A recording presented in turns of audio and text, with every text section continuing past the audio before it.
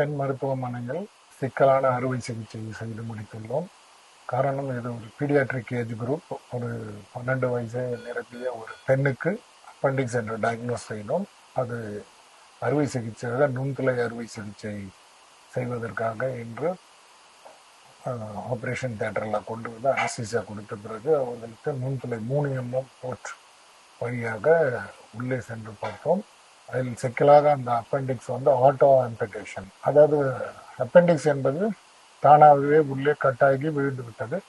அதை அறுவை சிகிச்சை மூலம் இன்று எடுத்துள்ளோம்.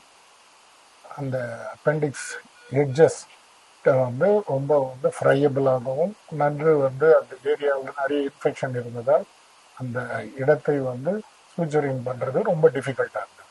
ஸோ இது ஒரு சிக்கலான அறுவை சிகிச்சை.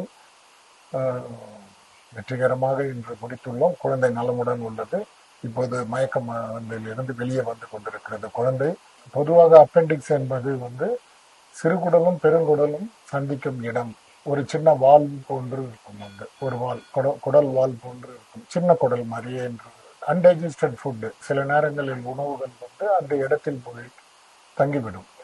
அந்த தங்கிய உணவுகள் இன்ஃபெக்ஷனாக மாறி அந்த குடல்வால் ஏரியாவை முற்றிலும் பழுதடைய செய்துவிடும். அதில் இருக்கிற ரத்த குழா ஓட்டத்தை முதல் தடை பண்ணும். அதற்கப்புறம் இன்ஃபெக்ஷன் ஆட்டோமேட்டிக்காக அங்கே சென்று தங்கிவிடும். அந்த இன்ஃபெக்ஷன் தங்கிவிட்ட பிறகு அது அழுக ஆரம்பிக்கும். ஆரம்ப கட்டத்தில் இது வயிற்று வலி, வாந்தி மற்றும் பசியின்மை. இந்த வயிற்று வலி, வாந்தி, பசியின்மை தொடர்ந்து குழந்தைகளுக்கு மாத்திரை மருந்துகள் கொடுத்தாலும் சரியாகாது. மற்றபடி பல்வேறு காரணங்களால் வரும் வயிற்று வலி, வாந்திக்கு நம்ம மாத்திரை மருந்துகள் கொடுத்தால் சரியாகிடும். ஆனால் அப்பெண்டிக்ஸ் பொறுத்தவரை இது மாத்திரை மருந்து கொடுத்தால் நிச்சயமாக அது சரியாகாது. அது மேலும் மேலும் அந்த அப்பெண்டிக்ஸ் அழிவும் தன்மையை மேலும் மேலும் அதிகரித்து விடும். இது போன்று நாம் அதிக நாட்களை எடுத்துக்கொண்டால், அதாவது 1 வாரம் 2 வாரம் அப்பெண்டிக்ஸ்கள் ரொம்ப ஃப்ரையபிளாக மாறிட்டு உங்களுக்கு அறுவை சிகிச்சை செய்யும் போது ஒரு சிக்கலை ஏற்படுத்திவிடும்.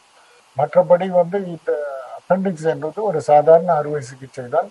ஆரம்ப கட்டத்திலே கண்டு அறிந்து விட்டால் நீங்கள் சர்ஜரியும் சிம்பிள் தான். நீங்கள் மெடிசன் ஆரம்ப கட்டத்தில் மாத்திரை மருந்துகளை கொடுத்து, ஆன்டிபயோட்டிக்களை கொடுத்து சில நேரங்களில் அப்பெண்டிக்ஸ்களை நாம் சரி செய்து விடலாம். மாத்திரை மருந்துகள், ஆன்டிபயோட்டிக், பெயின் கில்லர் கொடுத்தும் சரியாக ஆகவில்லை என்றால் தான் குழந்தைகளை நாம் அறுவை சிகிச்சைக்கு எடுத்து செல்வோம். அறுவை சிகிச்சைக்கு எவ்வளவு நாள் நீங்கள் வெயிட் பண்ண வேண்டுன்ற ஒரு கட்டாயம் இருக்கிறது. ஒரு 3 நாள் நீங்கள் மாத்திரை மருந்து, ஆன்டிபயோட்டிக் கொடுத்து அந்த குழந்தைக்கு வயிறு வலி, வாமிட்டிங் எதுவும் சப்சைட் ஆகவில்லை என்றால் நிச்சயமாக அறுவை சிகிச்சை செய்து கொள்வது. மேலும் இதை அலட்சியப்படுத்தக்கூடாது. விரைவாக நீங்கள் மருத்துவர்களிடம் ஆலோசனை பெற்று அவர்கள் குடும்ப ஆலோசனைப்படி நடந்து கொண்டால் இது போன்ற சிக்கலான இடத்துக்கு நாம் இல்லாமல் நல்லபடியாக ஒரு அப்பெண்டிக்ஸ்கள் சிறிய துவாரம் வழியாகவே எடுத்து விடுவோம்.